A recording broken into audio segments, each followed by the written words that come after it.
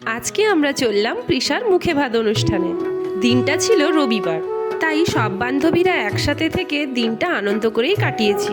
পৌঁছতে পৌঁছতে প্রায় 11টা বেজে গেল। গিয়ে দেখলাম না, আমরা ঠিকঠাক টাইমেই পৌঁছেছি, কারণ গায়ে হলুদের অনুষ্ঠান তখনই শুরু হয়েছে। কি ছটপটে একটা মেয়ে চুপচাপ বসে রয়েছে, সবাই ওকে একটু করে হলুদ ছুঁয়ে দিচ্ছে।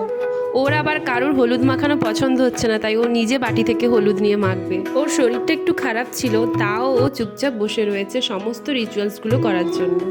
তারপর ওদিকে ও জল পেয়ে এত খুশি যে আর আনন্দে থাকতে পারছে না, ভাবছে কি হচ্ছে আমার সাথে, এগুলো আজকে ওর আনন্দেরই দিন। তারপরে আমরা হালকা কিছু টিফিন করে নিলাম। তারপর আমরা পুচকিটার সাথে একটু মজা করছিলাম, ও সবার সাথে আলাপ করছে।